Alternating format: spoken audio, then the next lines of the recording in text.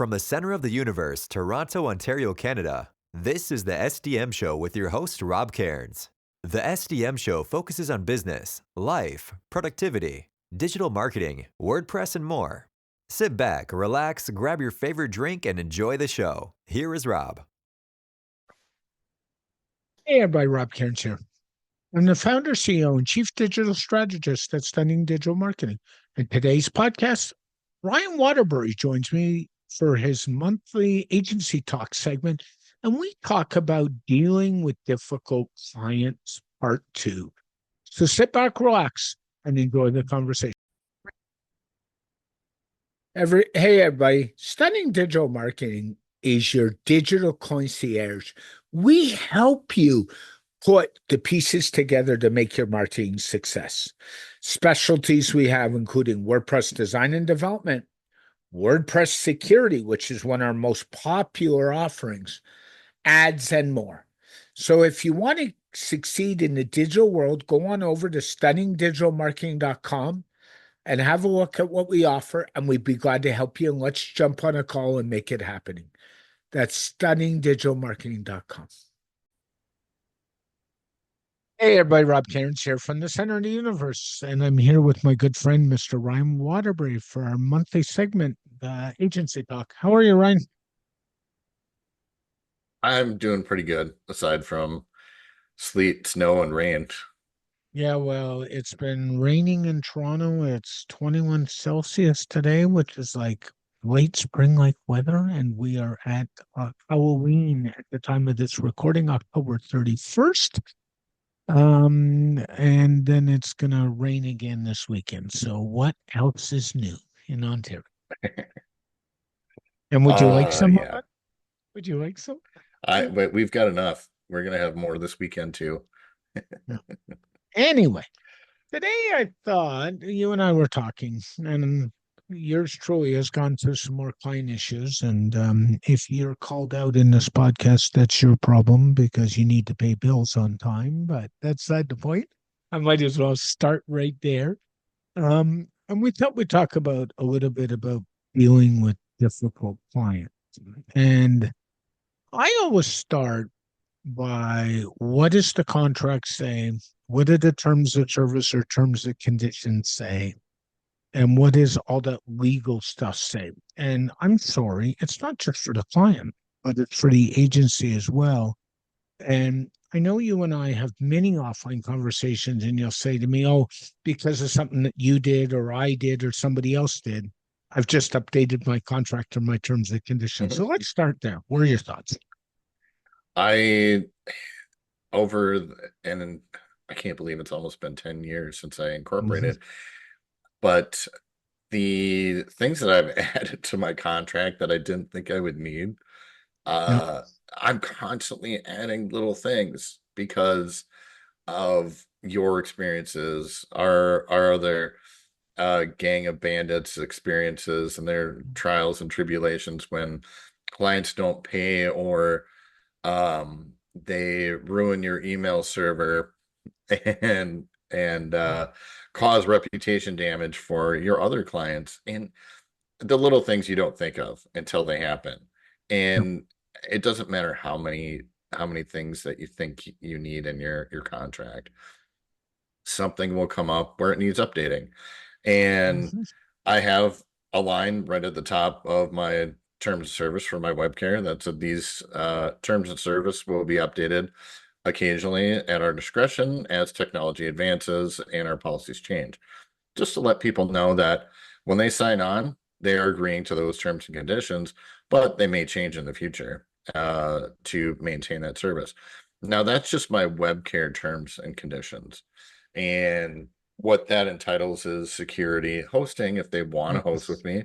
And what brought about some of the recent changes, I run my own SMTP mail servers as a value-added service for my clients. And I've been able to offer email marketing through Fluent CRM and in the WordPress dashboard, and have automations that are much the same, like MailerLite, MailChimp, and some of the Constant Contact, some of the bigger names for a fraction of the cost. And it's great. Clients enjoy it, and it's been good. I also use it on every site because, as you know, now that we have to have domain signing keys, sender policy framework in order to stay out of spam, uh, every site uses it to Yep. send out the transactional emails, like It's it's notifications even from.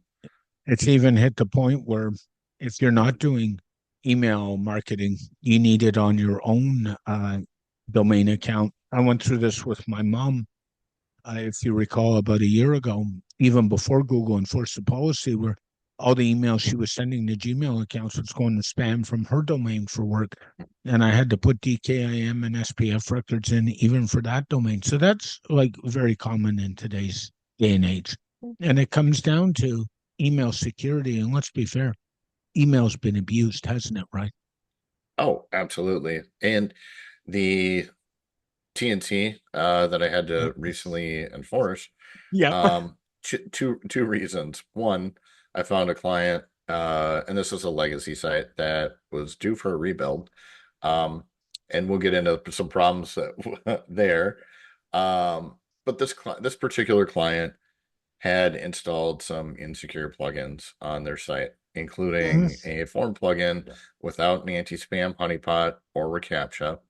Oh God. And then I found I couldn't send any transactional mail from my own web server. Mhm.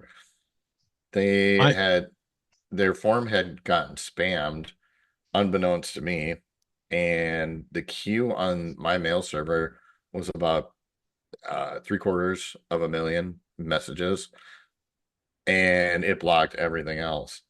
of course. So, of course, I reached out to the client and said, "Hey, you violated terms of service pretty severely."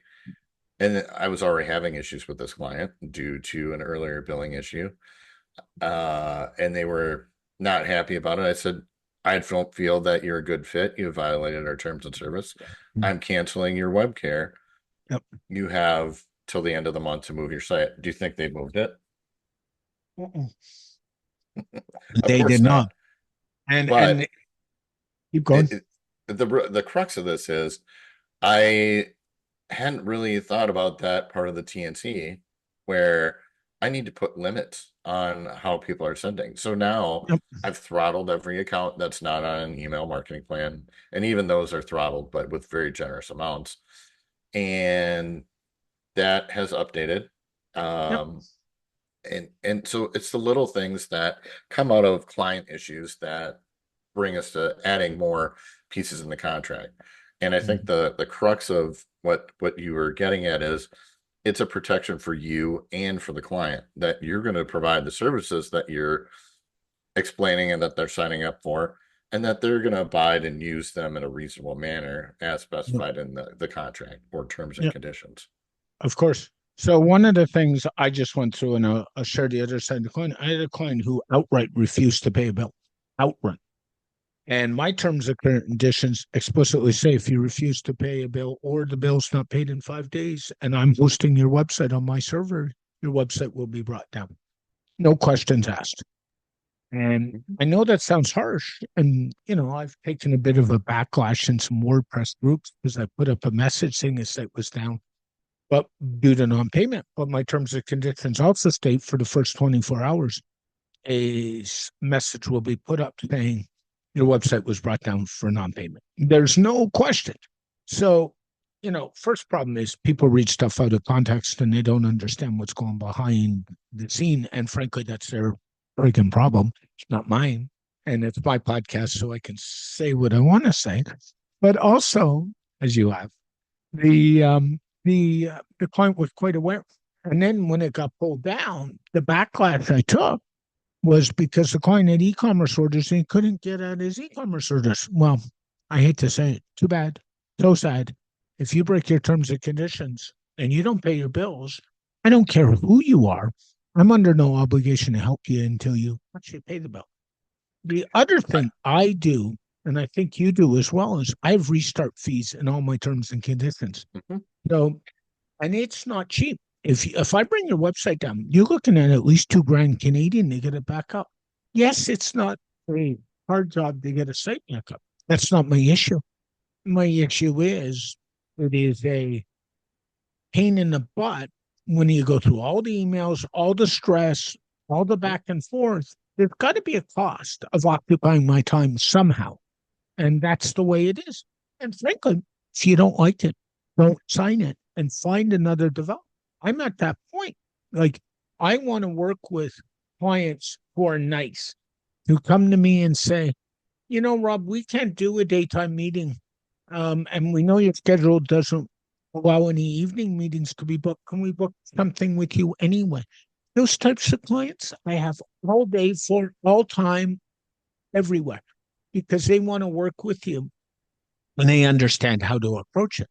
Some clients you can bend over backwards for, and that's what I did with this guy. Even the first time I billed him, I cut the hours off. The second time I billed him, I cut it off at 40, and that still wasn't good enough. And the ironic thing with this one was he spent a week trying to justify that I was doing double the work and just charging him to get out of paying the bill that he said he wasn't paying in the first place. And those type of clients, honestly, you or I don't need, because it's bad for our headspace.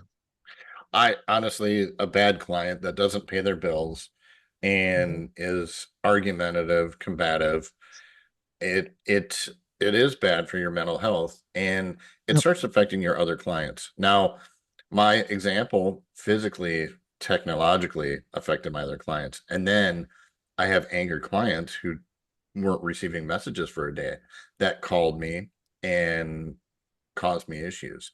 We don't want clients that are going to cause problems, and you're going to have them no matter what. But I think we did a podcast a few years ago, and I had talked about hearing another podcast and talking with another agency owner that she said, fire your worst client every year. And, you know, if you have all good clients, it's hard to do, and then you don't.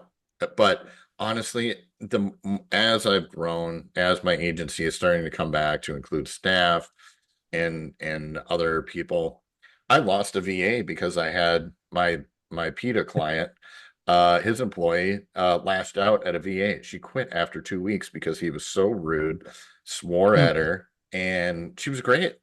And it was unfortunate that I, you know, lost her working with me because of a bad client. Now that client I don't work with at all. And that I hadn't added a morality clause until you had reminded me to do that. And I can handle that. But, you know, a 20-something, you know, gal fresh out of school didn't take lightly to that and quit immediately because she thought that's how the environment was going to be. And it cost me a good employee. And, you know, I was happy to lose that client because they caused problems for me. And, you know, no money in the world is worth having your mental health challenged and being degraded. I agree with you. I told the story on this podcast, and I'll tell it again. I had a client a year ago who went into my schedule, and because I insist on clients booking into my schedule to get time with me, there's a few exceptions, the ones that don't abuse it, but generally I say, here's the link, or we set up a predefined. An example of that was I came off a call Monday night at 7, and I said to the client, we need to circle back next Monday night at 7. Can we do that? Yeah, I'll just send you an invite. That I'm okay with. But this client went into my schedule and booked 31 appointments in 31 days in a row. And my terms of service clearly state you're allowed to book 1 appointment a week. And I said, what's this? And they said, we want to make sure we can get a hold of you if we need you. And I said, you're not paying me enough for that, for immediate access. You want immediate access? You got to pay me more. And they're like, no, this is what we want. And I said, you know, you violated the terms of service. And by the way, you now owe me X dollars. At the time, it was $200 for every abused booked appointment. So times that by 30. And when you pay that bill, I'll help you. And they went screaming at me. And I'm like, well, you signed this. It's in the terms of service. So one of the things I think we got to make clear to clients, and more and more I do this, is when you're signing up a client and onboarding them, before they even sign a contract, you have to outlay your expectations as an agency owner or a concierge owner in my case and say, this is how I work. This is how I communicate. This is how I book time. This is how you get a hold of me in an emergency. This is how you don't. I have a couple clients in the political space, and you know you've been in that space. You know how hot to trot that is, and Mhm. we're sitting on the verge of a potential federal election being called any day now. Canada's government is different. It's when the House falls or the government calls it, we go to the polls. And there's a lot going on with nominations. And I had a discussion with one of my political clients yesterday and said, you're one of the few people who's allowed to pick up phone and call my cell phone, even on my day Mhm. off on Friday, because it's hot urgency. But you know what? They don't abuse it. They know I'm good to them. They Mhm. know when I was sick, this good client actually reached out to me and their association sent me a card and a gift, which was much appreciated, saying, we hope you feel better. Those are the clients I want to work with, the ones that respect your time and your processes. Exactly. I, I constantly have to remind people I don't work via text message. Don't send me a Facebook message. I'm not on Yep. that platform. I have a ticketing system for a reason, and it Mm, works via email. And some of the clients that, and ironically enough, one of my biggest nonprofit pain in the butt clients, they got on it right away. And that's the only way that they send stuff in because when they send a ticket, they found it was getting done right away yep. because I get it, my VAs get it, Yep. other people see it. And I have to remind people if you need something done and there's a problem, don't email me directly, email support. And this is where we get into two things. And this is kind of a gripe, against people in our industry, myself included. I've been bad about it in the past, but I've learned some things. One, you talked about onboarding, lay out your expectations. And I don't think a lot of people do a good enough job out in our industry because we're small solopreneurs Yep. and we got into doing this because we like helping people and we're good at building websites or marketing and some of the admin stuff gets learned way too late. Yeah, I So agree. have a good onboarding process and directly specify your expectations. That's one thing. But then the other part where I see a lot of people fall down is execute your terms and service penalties as needed. There are too Hmm. many people that are too nice. You're running a Yep. business. And if you can't pay yourself because a client's being a jerk, then you should go work for somebody else. I'm Yep. plain and simple. And I have a couple of clients that I'm letting go that really shouldn't be running their own businesses. They should be working for someone else. And that's part of the reason that I'm not working with them anymore because they can't be professional and maintain good business relationships. But um I see a lot of people, folding on bills or letting things slide. And Mm. you know, I give people the benefit of the doubt. And I have a really good client that is also a colleague that I've worked alongside. She said, "Hey, I'm changing my bank to a credit union and I haven't gotten my card yet. Can you pause my subscription and send me an invoice?" No problem. Oh, yep. Came up again and she reached out. She said, "Hey, I still haven't got my card. There's some issue with it. How can I pay you?" You're Nice. absolutely right. Customers like that, I will help all day long. And I will make an exception when they ask ahead of time and don't cause problems. I will bend my rule and say, "Hey, look," I said, "Did you get I'm assuming you got checks." And she said, "Yeah, that works great." And it saves me the banking fees. So I actually came out ahead. She's happy. I'm happy. I didn't have to exercise any late penalties Mm. and everybody's good. But on the other side, you talk about those clients that don't respect your time, don't Yep. abuse them. We have to fire those clients and let them go and so we can focus our time on the good clients.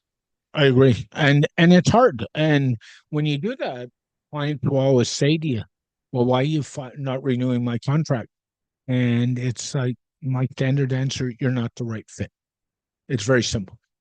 A lot of small entrepreneurs don't like to run their businesses like businesses. They all want to make money, but they treat their support staff like crap. And that's the problem. And I mean, I'm the worst one. As you know, if something's wrong with a company, I get on the phone and I deal with it. I was on with my insurance company earlier this week trying to get approval for Ozempic. But you can call and complain. Be respectful when you complain. Speak professionally. Show them empathy. Understand. You're allowed to complain. I don't have a problem with that. It's how you go about doing it. And when business starts to become personal with clients and they stand there and it starts in the personal attacks, I have to tell you, I'm done. Then it hits that Absolutely. firing pool. Like, it's business. The fact that you owe me $5,000 is business. The fact you didn't pay your bill is business. The fact you claim you don't have the money, you should have thought of that before you asked for the work to be done. That's business. You know, one thing you made a good point there. When you reach out to a larger company, do they make exceptions or do they follow their terms and conditions? Yep. They follow their terms and conditions. If I called up Comcast and I hadn't paid my I was going bill, to go there. do, You beat me to it. do do you think they'd, continue my service to host my website? Absolutely not. That sucker would be down immediately and you'd be dead in the water. So, why are we different? It's because we're small business owners and we don't have a team of lawyers behind us. Now, thankfully, that was I something I do. wanted to I do. segue into. Um, Yeah, I know you have a lawyer and retainer. I have a I very do. good friend of mine who does my commercial insurance and they have Yeah. lawyers. And he said, if you have any problems, don't hesitate to pick up the phone. And if it comes down to it, we will take care of it for you. Yep. And that's the important thing is one, protect yourself, have good business insurance, have a Yep. good lawyer if you can afford them on retainer. Yep. Make sure that your contract is solid and reasonable. And that's the other thing. Anytime I make TNC changes, Mhm. I have to have my commercial insurance agent approve it. Yep. Because if I make something that they can't cover, or Yep. I make a change that they can't cover, then I'm in hot water. So I know that my TNC is legally bindable. Mhm. My project contract, anytime that I've made changes, I have to send it in for review. Yep. And I've done my due diligence to make sure that I'm protected and also my clients are protected. I have exit clauses in my standard retainer services, TNC, for clients that they're Mhm. allowed to cancel their service. And I specify when and how they can do it. Yep. In my project contracts, the same thing. I mean, I know we're talking about bad clients, but sometimes it's just not a good fit and we're not the Yep. right fit for a I client. I wholeheartedly agree. I mean, Yeah. So I on the have other a side, go ahead. I just wanted to say that we need to provide them with an exit and, rights that they can exercise to end the agreement on their end. Yep. I also have a rule in my business that says anything over $10,000, my attorney has to look at. I will not sign a contract over 10 grand without him looking at. And as you know, I deal with some big Fortune 500, so those contracts all go to him. It's interesting because the big companies aren't the ones I have the hassles with. They're great. They pay their bills on time. They book meetings on time. They don't waste my time. They don't like their time wasted. They're actually the dream clients, believe it or not. And I've got two in the hospitality industry, one in the hotel industry, and one in the beverage industry. We'll call it that. And they're wonderful. And dealing with them is like dealing with saints in comparison to some of these other problems. So, yeah. Oh, So, so absolutely.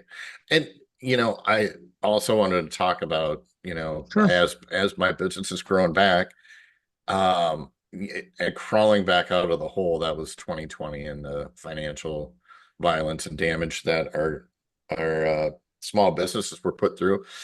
Getting back, building my team back. I'm also looking at some of the H&R things. Not just bad clients, but I'm looking at the clients that I want to bring on because I want good clients when I bring a team on, Yeah. so that my employees are working with good people. Yep. And I've looked around, and my clients now are medium to large size businesses, Hmm. enterprise level. And you're absolutely right. They are such a joy to work with, Yep. that they pay their bills on time. They look over your contract. They reach out if there's a question. Normally it's just a clarification on something and not a complaint. And, it takes time to get to that level. It doesn't happen overnight. And, a lot of people listening to this podcast, if you're just starting out, you're probably going to take some jobs that you shouldn't. And you're going to learn these lessons that we have over the years. The And hard way. eventually, yeah, you'll learn them the hard way. And, it's unavoidable, and Yep. it's going to happen. But do your best to exit the situation if it's not a good fit. That's the best advice I can give anyone. Hey, Ryan, as always, thanks for the chat. Go on over to One Dog Solutions. Check out Ryan and all the great work he's doing. You can follow him on X if you decide to go there. Just avoid the drama. It's not really good right now. And we'll talk to you again next month. Thank you, sir. Thanks, Rob. Thank you very much for listening to the SDM Show. The SDM Show is brought to you by Stunning Digital Marketing, your digital concierge. For all your digital marketing needs, especially WordPress security, jump on over to stunningdigitalmarketing.com and let's help you put the pieces together and make your business succeed in the marketing realm. That's stunningdigitalmarketing.com. Thank you very much to Ryan Waaterbury for joining me on this edition of the SDM Show. This podcast is dedicated to my late father, Bruce Cairns. Dad, I love you. I miss you very much. And thanks for all the inspiration over the years and your caring, your understanding, and helping me grow as an individual. Thank you, Dad.